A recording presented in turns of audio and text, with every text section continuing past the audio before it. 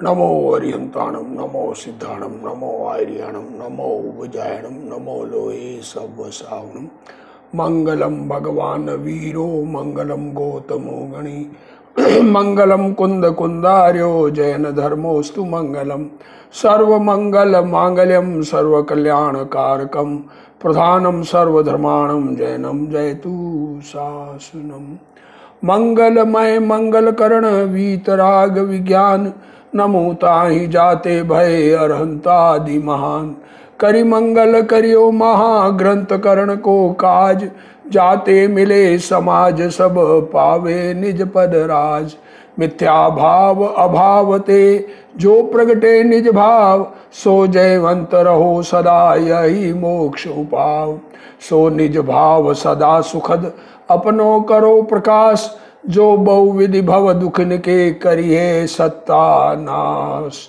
सो निज भाव सदा सुखद अपनो करो प्रकाश, जो बहुविधि भव दुखन के करिए सत्तानाश।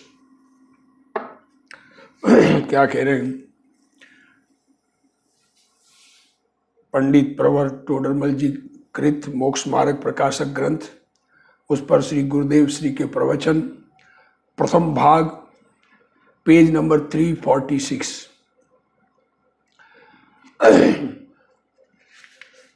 तत्व की श्रद्धा जीव को नहीं होने से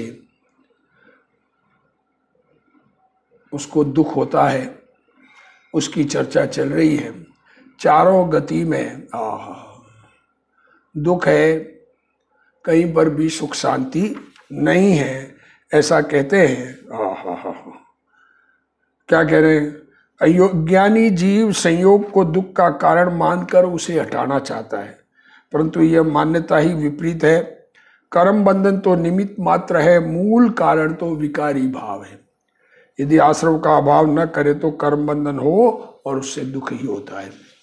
मिथ्यात्वादी भाव, अज्ञान, पुण्य पाप के भाव स्वयं दुख रूप है। अपने में जो विषय और कषाय उत्पन्न होते हैं, जो पुण्य पाप के परिणाम उत्पन्न होते हैं, खोटी मान्यता, मिथ्या दर्शन, मिथ्या ज्ञान, मिथ्या चारित्र, ये दुख रूप है। क्रोध, मान, माया, लोभ, कषाय आदि दुख रूप है। अपने को दुख रूप है। हमको क्रोध आएगा तो हमें दुख होगा। हमें किसी पर हम क्रोध करके अगले को हम दुखी करना चाहते हैं, पर दुख हमें पहले होता है। ये बात जीव को ख्याल में नहीं है। तो क्या कह रहे हैं? वे विकार है, उन्हें नहीं जाने तो सच्ची श्रद्धा नहीं होती। देखो, पहले आश्रव को दुख का कारण कहा था। पहले कहा था आश्रव दुख का कारण, आश्रव दुखकार घनेरे। यहां कहते हैं कि आश्रव ही दुखमय है।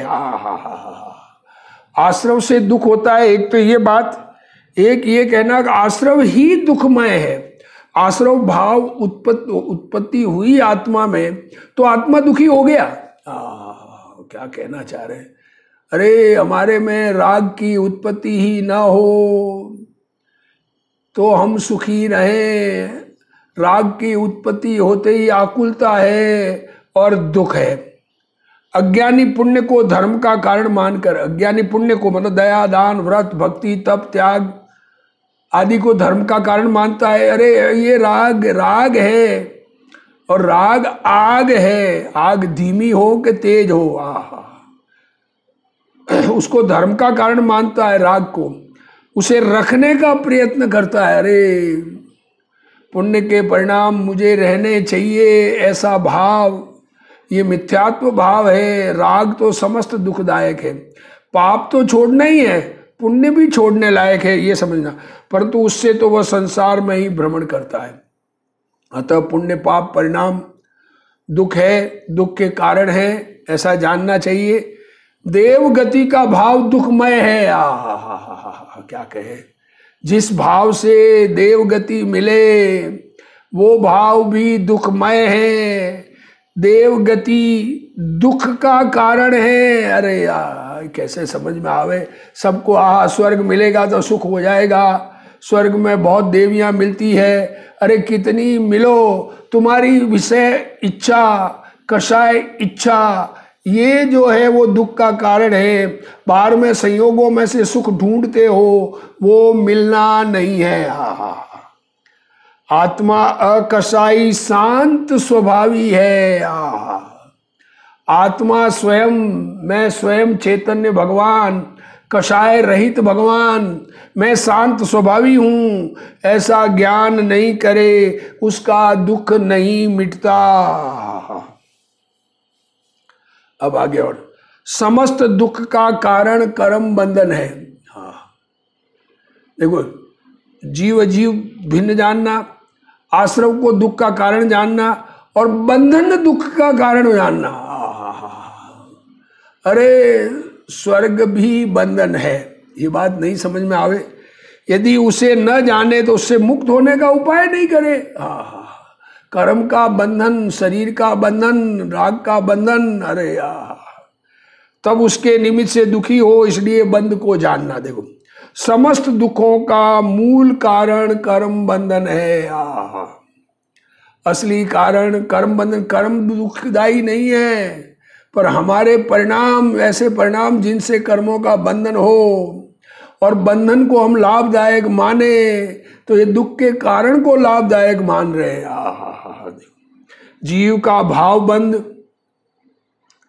कर्म बंध में, द्रव्य बंध में निमित्त होता है। जीव में जो विकारी भाव होते हैं, उन विकारी भावों को रखने का भाव वो कर्म बंधन में निमित्त होता है।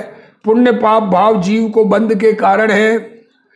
तीर्थंकर पुण्य प्रकृति, क्या करें, जिस भाव से तीर्थंकर कर्म बने, ऐसा कर्म बंधे उस पुण्य प्रकृति अथवा आहारक शरीर। आहारक शरीर ये शायद नाम नया हो, ये हमारा शरीर औदारिक शरीर है, एक कर्म से बना हुआ कार्मण शरीर है, एक तेजस शरीर है, देव नारकियों के विक्रियक शरीर होता है।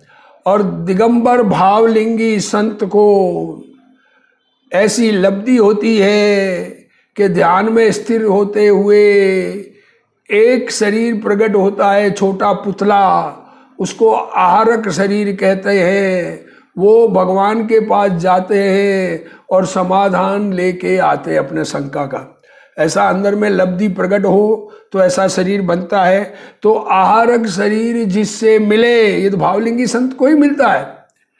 ऐसी पुण्य प्रकृति बंधन हो, देखो तीर्थंकर और आहारक शरीर, इसका बंधन हो, वह भी बंधन है, मुक्ति नहीं है, ये कहना चाह रहे हैं।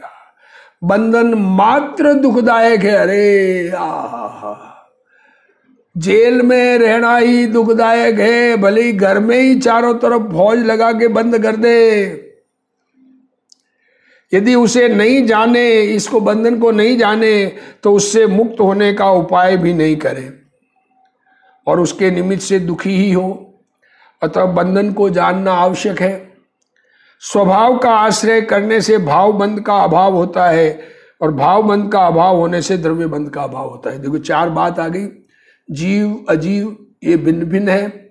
आश्रव दुखकारी है, भले जिन भावों से कर्म बंधन हो, मिथ्या तो अविरति, प्रमाद, कषाय और योग, इनसे कर्म का बंधन होता है। कर्म बंधन भले ही कर्म आश्रव पुण्य का हो या पाप का, दुखदायक है और उस आश्रव के में रुकने से बंधन है, तो वो बंधन दुखदायक है। बंधन को अगर दुखदायक नहीं माने तो उससे छूटने का उपाय कैसे करें? अब उपाय क्या छूटने का? संवर, तथा आश्रव का अभाव करना सो संवर है। इच्छाएं अपने में उत्पन्न न हो, एक क्षण के लिए ही इच्छा रहित हो जाए तो सुख का अंश प्रकट हो जाए। उसका स्वरूप न जाने तो उसमें प्रवर्तन नहीं करे। ऐसा संवर प्रकट। अरे इच्छा रहित भगवान है, वो सर्व सुखी है, ये बात समझ में कैसे आएगी जब स्वयं अपने इच्छा रहित पड़े का सुख का अनुभव न करे। तो आश्रव से निवृत्त होना, एक क्षण के लिए आश्रव होना रुक जाए, उसका नाम संवर है, स्टार्ट। और कर्मों का आना रुक जाना, राग का रुक जाना, जितना राग रुका उतना संवर हो गया।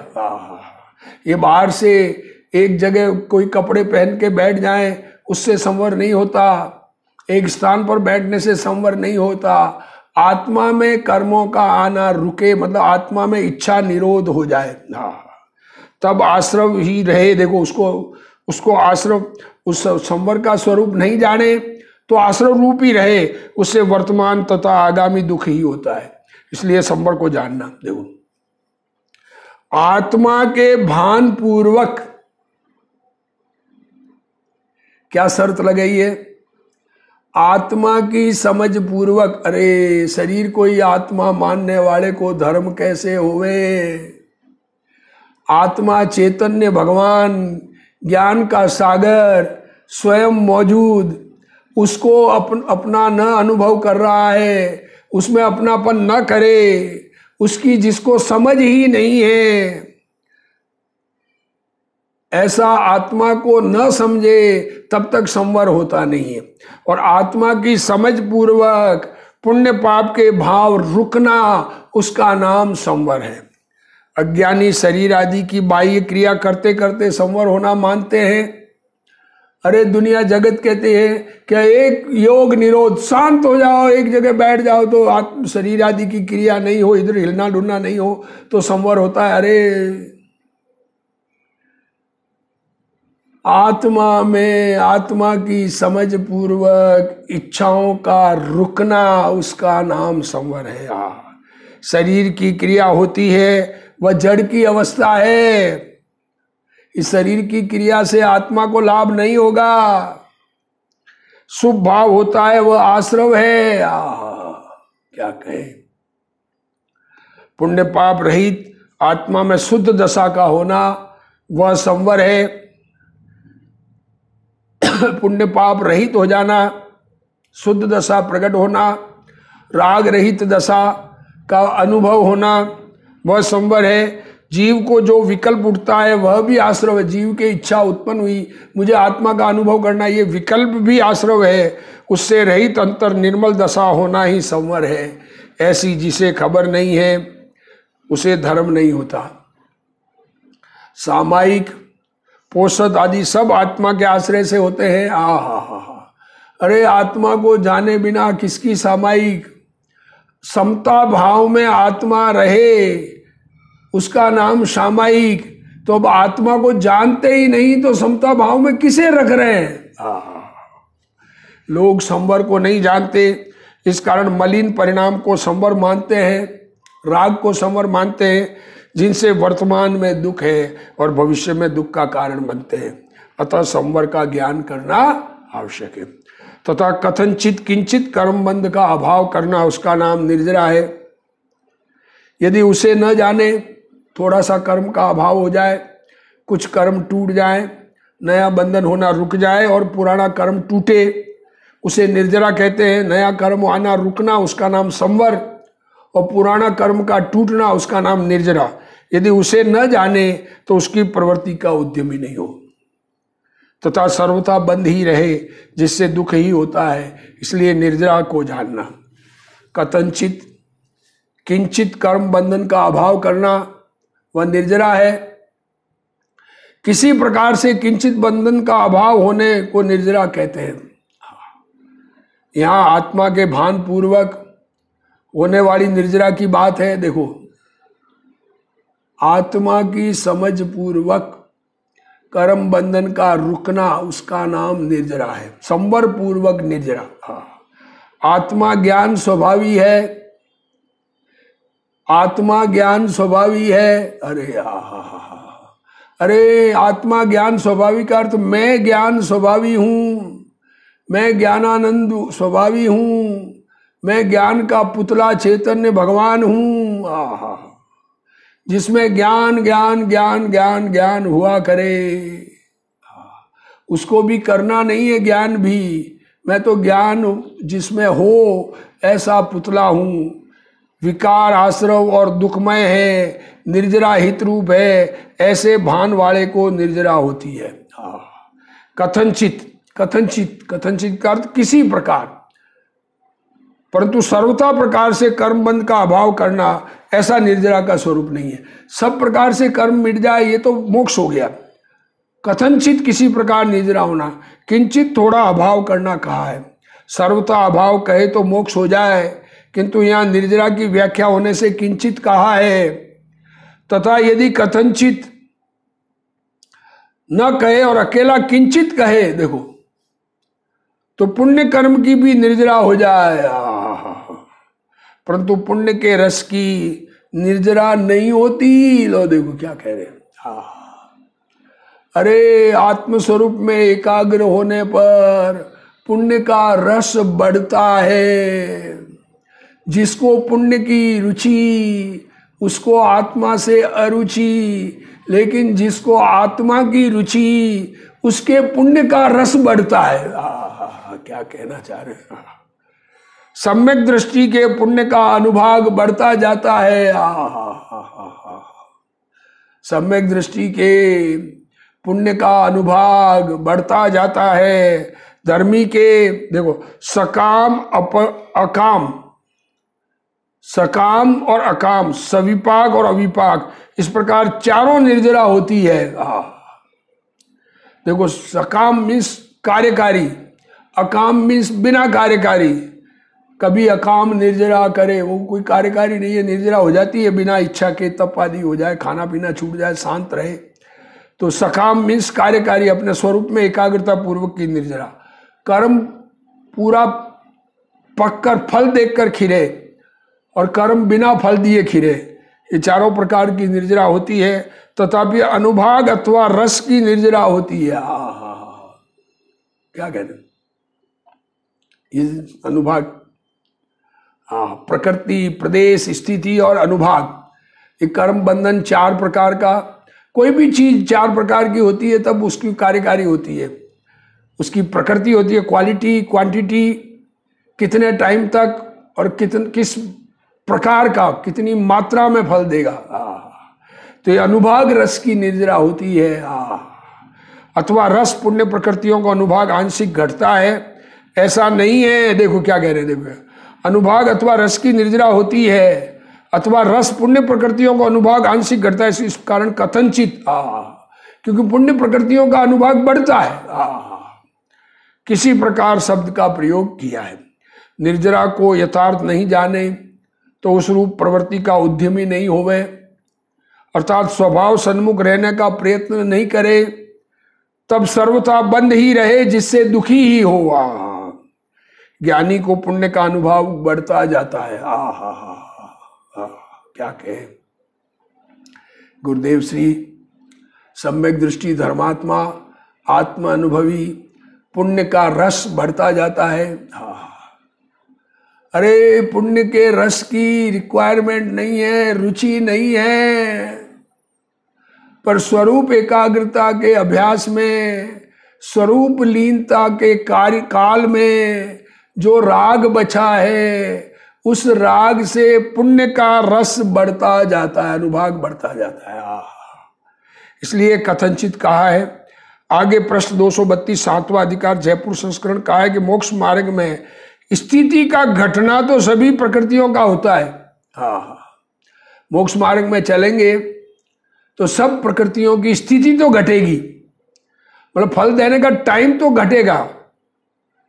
वहां पुण्य पाप की विशेषता है ही नहीं, वहां उसमें पुण्य पाप की विशेषता नहीं। स्थिति में स्थिति तो टोटल घटेगी। अगर 100 साल फल देना है उदाहरण के लिए, तो 100 साल में से 50 साल हो गए तो 50 साल फल देगा। ये तो स्थिति घटी, टाइम घटी, परंतु अनुभाग का घटना पुण्य प्रकृतियों में शुद्धोपयोग से भी नहीं होता। अरे पुण्य प्रकृतियों का रस अनुभाग घटता नहीं है, टाइम घटती है, पर पुण्य प्रकृतियों का रस बढ़ जाता है। इसलिए पुण्य का रस विशेष आता है, पर उस पुण्य के रस को ज्ञानी को कहाँ चाहिए होता है। उसको अगर रुचि हो, पुण्य के रस की रुचि हो, तो सम्यक दर्शन समाप्त हो जाए, आत्मा समाप्त हो जाए, आत्मा का अनुभव समाप्त हो जाए। ऊपर ऊपर पुण्य प्रकृतियों के अनुभाग का तीव्र बंध उदय होता है। जो ऊपर गुणस्थान में चढ़ते हैं त्यों पुण्य प्रकृतियां तीव्र रूप से बंधती है।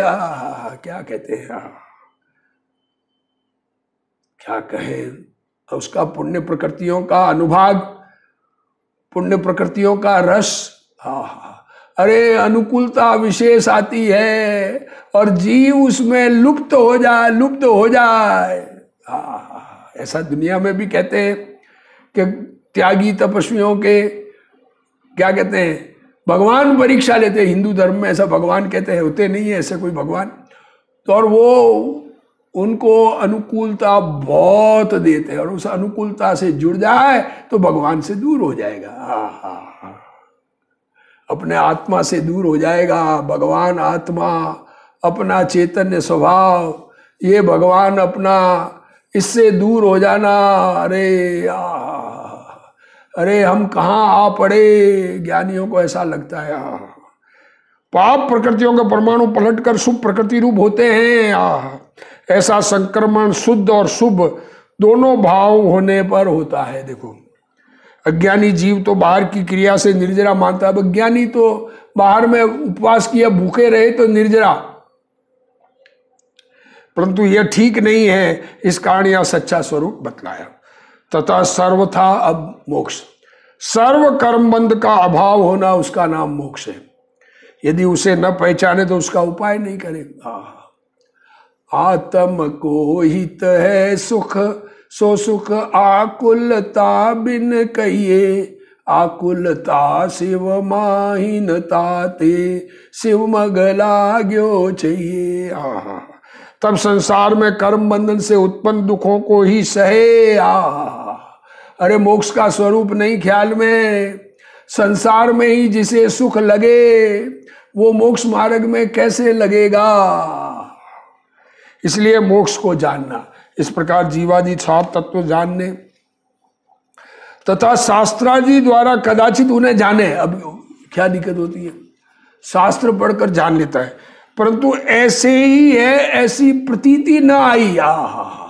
शास्त्र से जान लिया आश्रम दुख का घनेरे और पूजा भक्ति आदि, हमें तो निर्जरा हो रही है। तो जानने से क्या हो, इसलिए उनका श्रद्धान करना कार्यकारी है। ऐसे जीवादि सात तत्वों का सत्य श्रद्धान करने पर ही दुख होने का अभाव रूप प्रयोजन सिद्धि होती है।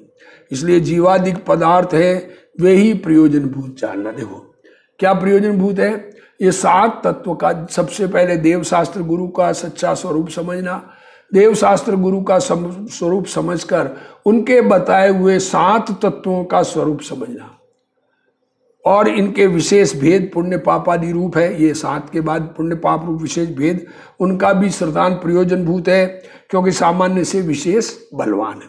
इस प्रकार ये पदार्थ तो प्रयोजन भूत है, इसलिए इनका यथार्थ श्रद्धान करने पर तो दुख नहीं होता, सुख होता है। और इनका यथार्थ श्रद्धान किए बिना दुख होता है, सुख नहीं होता। इनकी सच्ची श्रद्धा नहीं हो और खोटी श्रद्धा हो तो उस मिथ्या श्रद्धा से दुख होता है। तथा इनके अतिरिक्त अन्य पदार्थ है वे अप्रयोजन भूत है क्योंकि उनका यथार्थ श्रद्धान करो या मत करो, उनका श्रद्धान कुछ सुख दुख का कारण नहीं है। निर्जरा में कथनचित और किंचित कर्मबंध का अभाव कहा था, या मोक्ष में सर्वथा और सर्व प्रकार कर्मबंध का अभाव कहा। यदि उसे नहीं पहचाने तो उसका उपाय नहीं करे। मोक्ष कहो निज शुद्धता, ते पामे ते पंथ। जो अपनी शुद्धता प्राप्त करना, इसका यही मार्ग है। जिस मार्ग से हम पूर्ण शुद्ध हो जाए वही मार्ग सच्चा मार्ग है। आत्मा को समझे बिना उसकी शुद्धता कैसे ख्याल में आवे, उसको शुद्ध करना कैसे ख्याल में आवे। आत्मा के भान पूर्वक शुद्ध वीतरागी दशा प्रकट होना वह मोक्ष का पंथ है। जो मोक्ष तत्व को नहीं पहचाने वह उसका उपाय भी नहीं करता। मोक्ष को पहचाने नहीं तो उसका उपाय करे नहीं, जिससे संसार में कर्म बंधन से उत्पन्न दुखों को ही सहन करता है। अतः मोक्ष को जानना आवश्यक है। इस प्रकार 7 तत्व आ गए। इन 7 तत्वों को जानना प्रयोजनभूत है। कदाचित शास्त्राधिक से इन्हें जाने, ज्ञान के उघाड़ से जाने। देखो सूक्ष्म ज्ञान है, याददाश्त अधिक हो तो शास्त्र के अनुसार सारी बातें जान लेता है, अंदर में प्रयोजन नहीं समझ में आवे। हाँ, परंतु ये ऐसे ही है, ऐसी प्रतीति न आवे तो मात्र जानने से क्या हो। देखो क्या, जीव ज्ञानानंद स्वभावी शुद्ध वस्तु है। क्या कहा? मैं ज्ञानानंद स्वभावी शुद्ध वस्तु हूं। शरीर कर्म आदि अजीब है, ये शरीर अजीब है। पुण्य पाप दोनों आश्रव है, उनमें अटकना बंद है, और आश्रव बंद दोनों अहितकर है। आश्रव का अभाव करने से संवर होता है। आश्रव का अभाव करने से संवर होता है। शुद्धि की वृद्धि निर्जरा है, संवर निर्जरा हित रूप है, और पूर्ण शुद्धता रूप मोक्ष परम हित है। देखो क्या बातें कही। मैं ज्ञानानंद स्वभावी जीव हूं, शरीर अजीव है। मुझमें जो ये पुण्य पाप के भाव हो रहे वे आश्रव है, और ये पुण्य पाप के भाव में मैं अटकता हूं, ये बंधन है। ये पुण्य पाप के भाव होने रुक जाए, इसका नाम संवर है। और अब आत्मा उस पुण्य पाप के भाव के मिटने से आत्मा शुद्ध हुआ, उस शुद्धि की वृद्धि होना, उसका नाम निर्जरा है। और ये पूर्ण शुद्ध हो जाना, इसका नाम मोक्ष है। हाँ, ये संवर निर्जरा और मोक्ष पूर्ण शुद्धता, ये परम हित है। सब मोक्ष परम हित है और संवर निर्जरा हित रूप है वर्तमान। ये पदार्थ ऐसे ही है, ऐसी प्रतीति न आवे तो मात्र जानने से क्या हो। पहले तो सत्य सुनने को ही नहीं मिलता। देखो क्या क्या कह रहे हैं गुरुदेव श्री। अरे ये बात सुनने को नहीं मिलती है, अब हाँ भाग्य से हमको सुनने को मिली है। जो इस बात को सुनता है, ये सुनने से ही बहुत पुण्य बंद होता है, और ये सुनने को मिलती नहीं है। और सुनने को मिले तो फिर ग्रहण नहीं करता है। अरे हम ग्रहण न करें, अरे हमें ही नुकसान है, क्योंकि इन बातों से तो हमारा ही कल्याण है। अरे समझाने वाले को उन्होंने तो अपना कल्याण कर लिया, उनको तो राग का अंश है, वो भी मिटाना चाहते हैं, और कदाचित ग्रहण किया। देखो अब पहली बात सुने नहीं, सुने तो सुनने को मिले तो ग्रहण न करे, ग्रहण कर ले तो व्यापार धंधे में फंस जाने के कारण धारणा नहीं रही। अरे धंधा कमाना धमाना, खाना पीना, रुचि उसकी। अरे बाहर में दुनिया में दिखावा, दुनिया मुझे कोई बड़ा कहे, माला पहनावे, ऐसे मान कषाय के परिणमन से ये सच्ची बात सुन करके अंदर में अवधारण नहीं कर पाता है।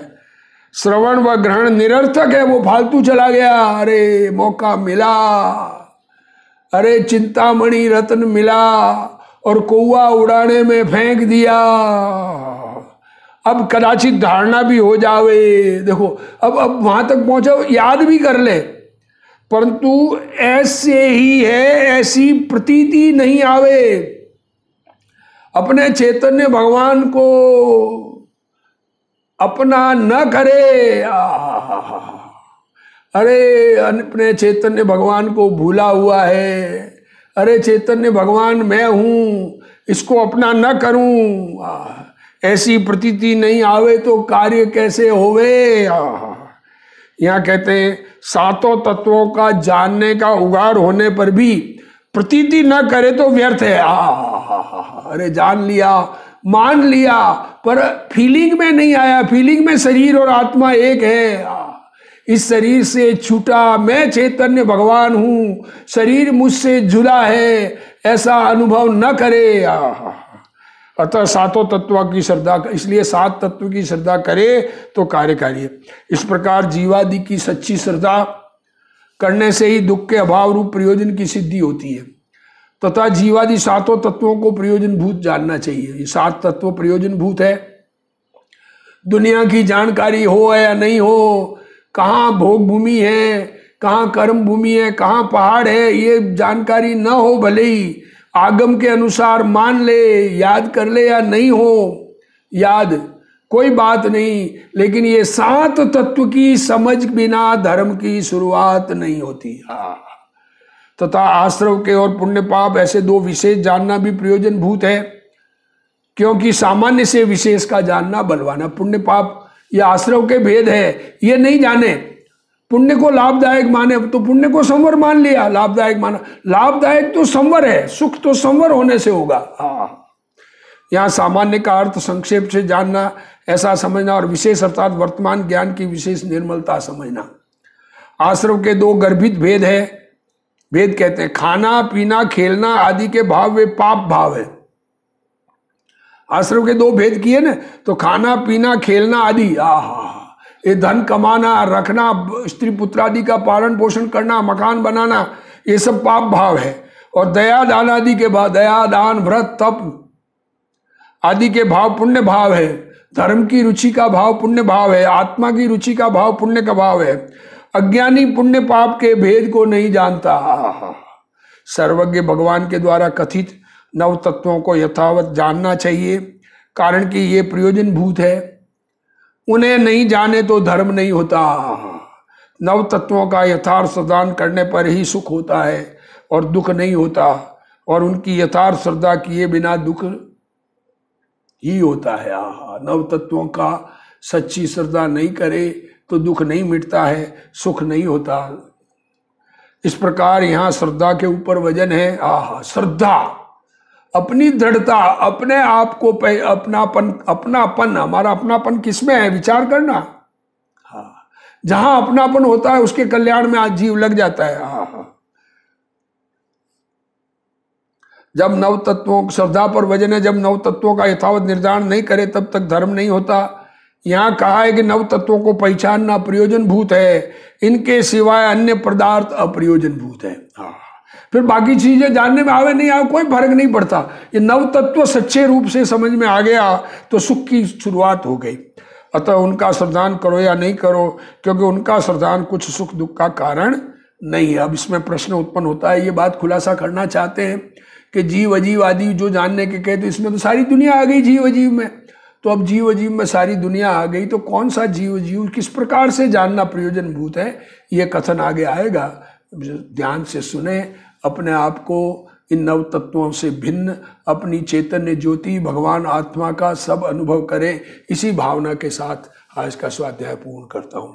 हे जिनवाणी भारती तोई जपूं दिन रैन, जो तेरा शरणा गए सो पावे सुख चैन। जा वाणी के ज्ञान ते सूझे लोकालोक, सो वाणी मस्तक नमो सदा देत हूँ। ढोक जिनवाणी मात की जय।